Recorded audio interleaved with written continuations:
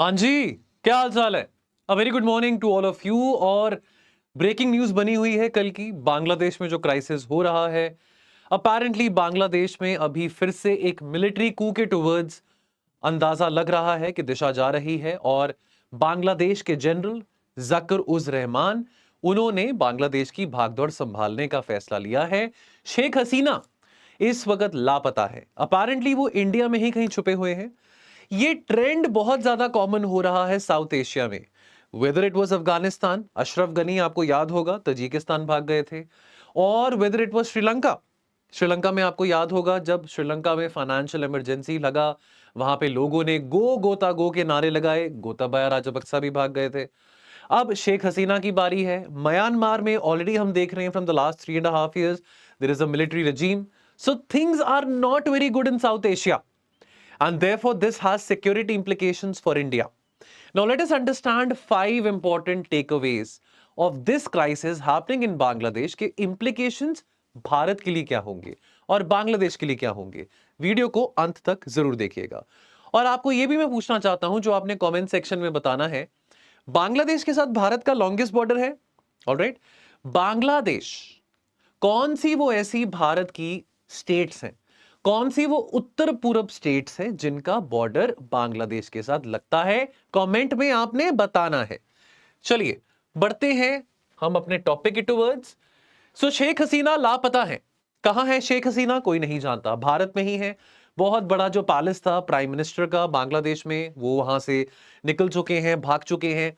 Apparently वहां का जो युवा है, वहां पे जो बच्चे हैं, नौजवान हैं, वो बहुत आक्रोश दिखा रहे हैं, वो प्रोटेस्ट कर रहे हैं और नारे लगा रहे हैं शेख हसीना मुर्दाबाद के। सो एंड सो के जो प्रोटेस्टर्स थे वो शेख हसीना के घर तक आ गए थे, प्रोटेस्ट करते करते पथराव कर रहे थे, अटैक कर रहे थे।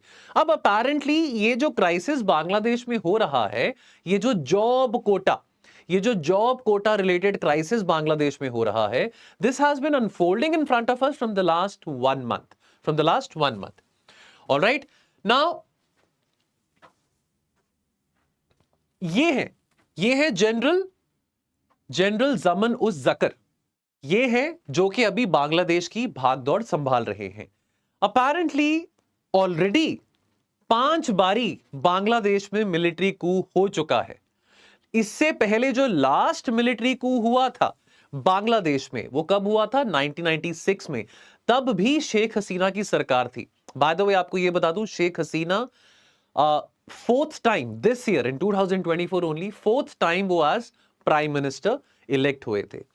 और 1996 में भी जब शेख हसीना ने पहली बार अपनी सरकार बनाई थी, तभी भी एक अपेरेंटली एक कोशिश करी गई थी उनकी सरकार का तख्ता पलट करने के लिए, मिलिट्री कू की कोशिश करी गई थी।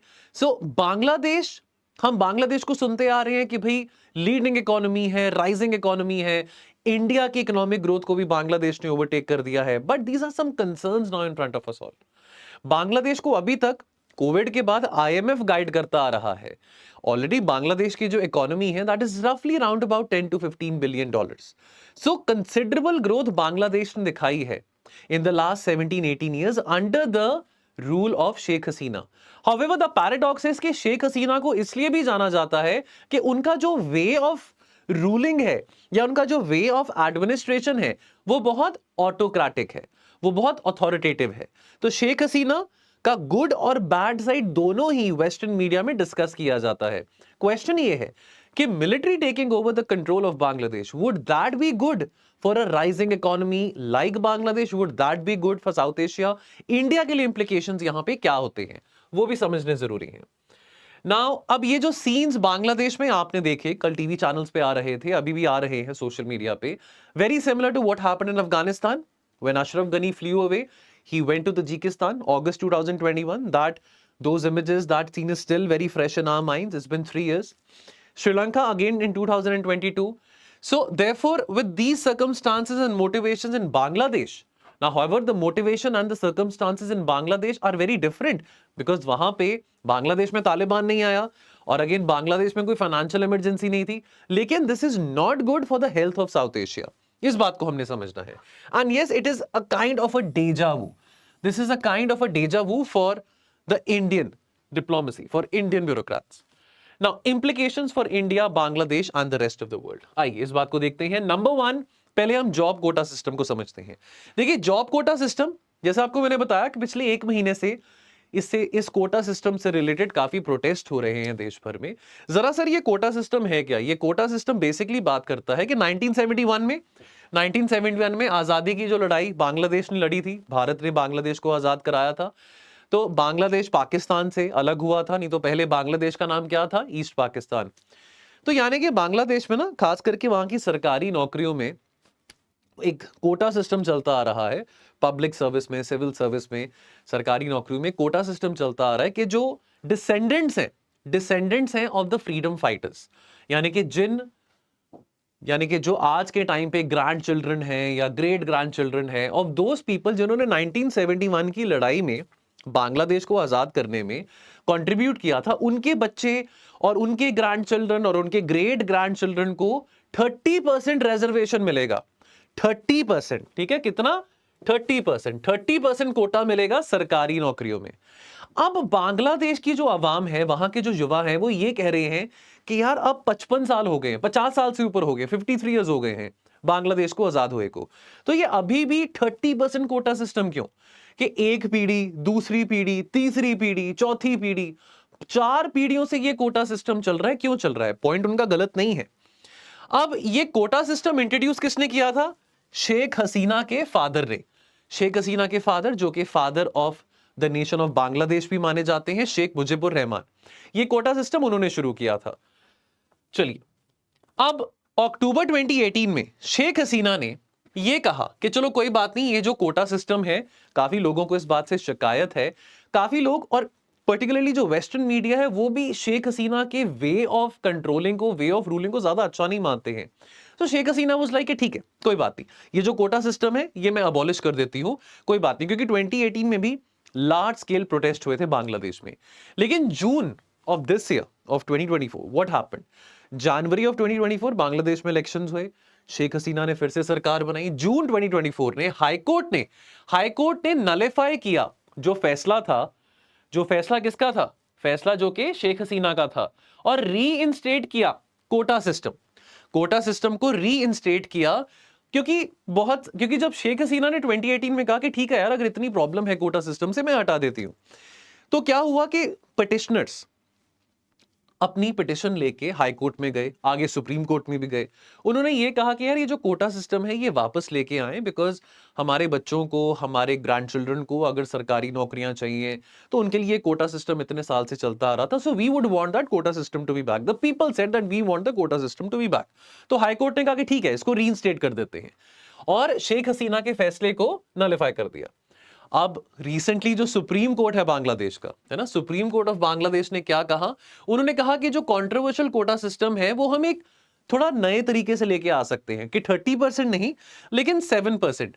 यानी कि अगर सरकारी नौकरियों की बात करें, यानी कि 100 बच्चे एग्जाम दे रहे हैं, सरकारी नौकरी का एग्जाम दे रहे हैं, तो यानी कि 93%, तो यानी कि 93% ऑफ द गवर्नमेंट जॉब्स, 93 जो बच्चे सिलेक्ट किए जाएंगे उस पर्टिकुलर जॉब के लिए, वो होंगे जो कि मेरिट बेस पे आ रहे हैं, जिनके नंबर अच्छे आए हैं, जिनको इंटरव्यू में नंबर्स अच्छे आए हैं, रिटन एग्जामिनेशन में अच्छा स्कोर आया है।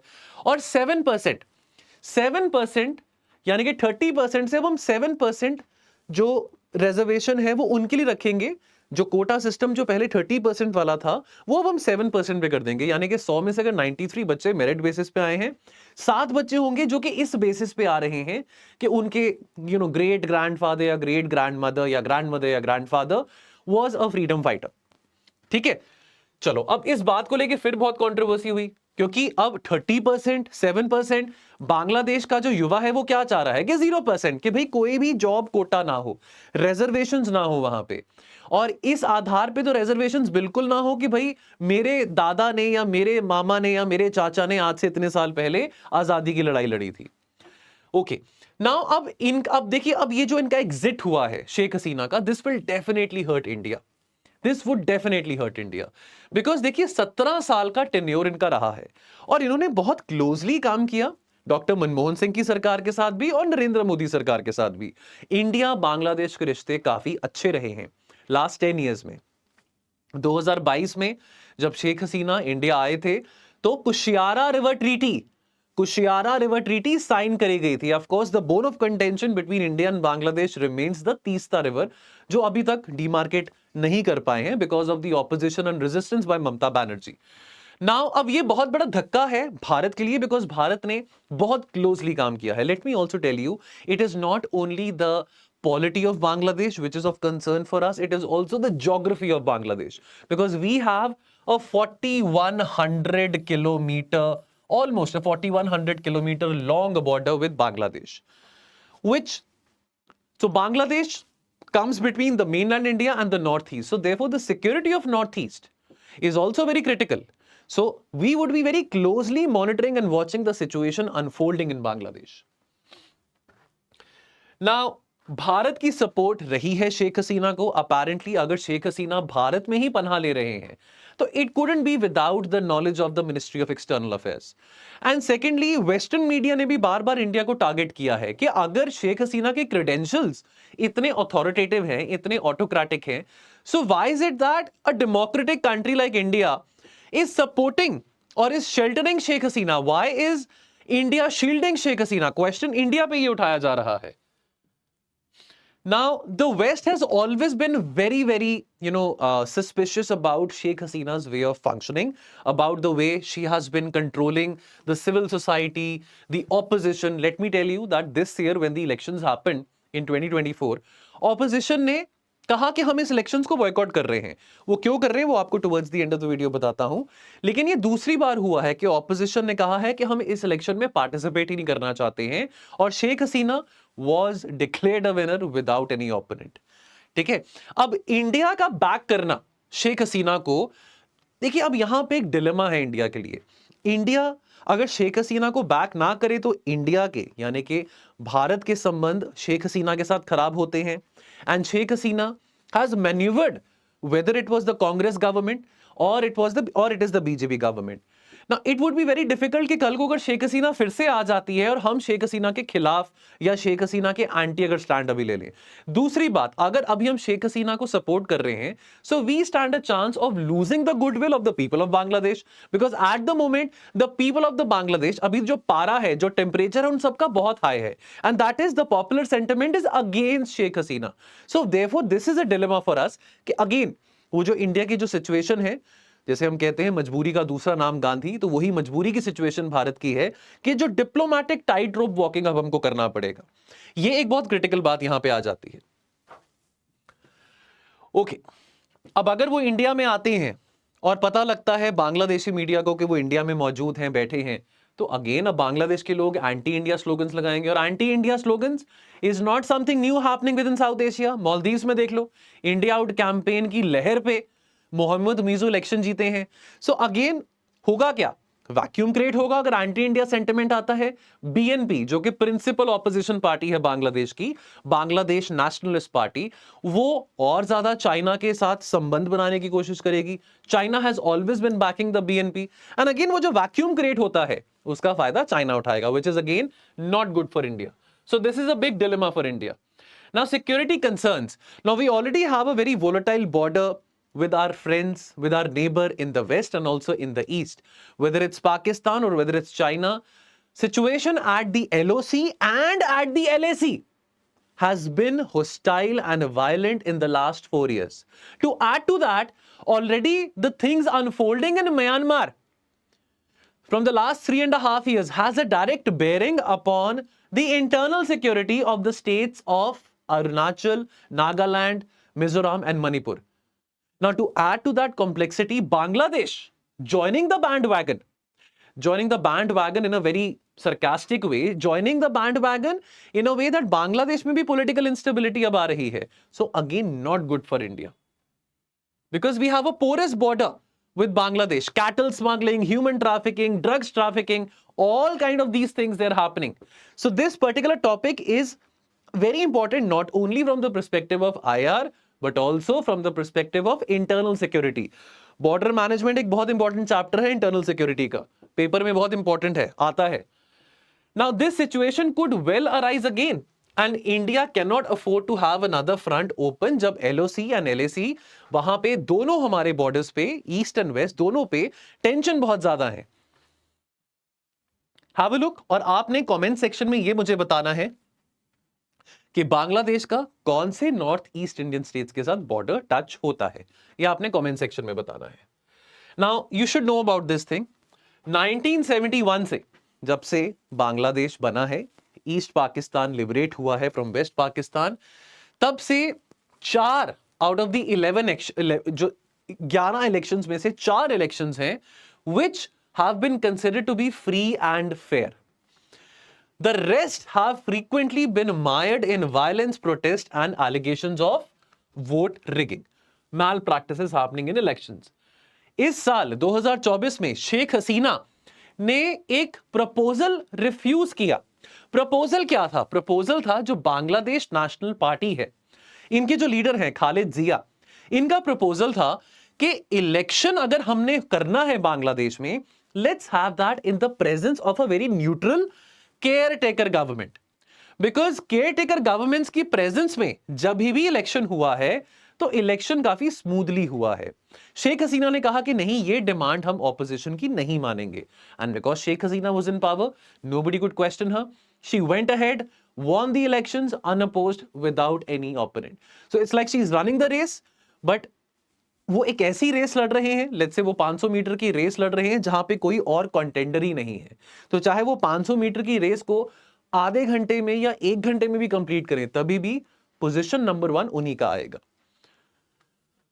चलिए, सो दोस्तों ये कुछ इंपॉर्टेंट बातें थी बांग्लादेश के क्राइसिस से रिलेटेड। उम्मीद करता हूं वीडियो आपको पसंद आया होगा। बाकी दोस्तों, जाने से पहले बताना चाहता हूं सिम्बायोसिस बैच के बारे। होलिस्टिक मेंटरशिप प्रोग्राम है फॉर जनरल स्टडीज फॉर दो स्टूडेंट्स जो कि 2025 में अपना अटेम्प्ट टारगेट कर रहे हैं। इसमें आपको content, live content, video content, essay का content with evaluation, along with that current affairs, monthly current affairs आपको मिल रहे हैं। पहले हम वीकली करते थे, अब हम मंथली करंट अफेयर्स निकाल रहे हैं। प्रीलिम्स के एमसीक्यूज, मेंस आंसर राइटिंग जिसमें आपको 100 से ज्यादा क्वेश्चंस मिलेंगे for practice along with model answers, and mentorship. पहली बार ऐसा हुआ है स्लीपी क्लासेस के प्लेटफॉर्म पे जहां पे हमने मेंटरशिप किसी और सिलेक्टेड कैंडिडेट से नहीं, लेकिन डायरेक्टली टीचर के साथ ही इंट्रोड्यूस करा है ये कॉन्सेप्ट कि स्टूडेंट टीचर के साथ डायरेक्टली अपनी कॉल बुक करके अपने डाउट्स को रिजॉल्व कर सकता है, चाहे वो पर्सनल प्रॉब्लम्स हो, चाहे वो एकेडमिक प्रॉब्लम्स हो, या चाहे वो स्ट्रेटेजिक गाइडेंस की जरूरत हो। All of this let me also tell you, इसमें एसए का कोर्स भी शामिल है जो कि मैं ही करवा रहा हूं, जो कि बहुत कॉम्प्रिहेंसिवली कवर्ड है। 46 मॉडल एसेस इस पर्टिकुलर कोर्स में कवर्ड है। बहुत कॉम्प्रिहेंसिव कोर्स है, the only course you require to crack UPSC, and this is all at a price of 36,000. Now I know the price is quite a lot. आप कहेंगे कि sir ये बहुत महंगा है, बट इतने प्राइस में आपको मिल क्या रहा है वो भी देखिए। और अगर आपको लगता है कि इतना सा अमाउंट आप एक बार नहीं दे पाएंगे, get in touch with the calling team. This is the number 1800890303, and then yes, of course, we will figure out how you can pay in equally in easy monthly installments as well. So this is all for the video. Do comment in the comment section कि आपको जो मैंने homework दिया है कि बांग्लादेश कौन से north east states को नेबर करता है। बाकी कमेंट करते रहें, लाइक करते रहें, सुझाव देते रहें कि कैसे अपने वीडियोस को और बेटर बना सकते हैं। Love you all, thank you.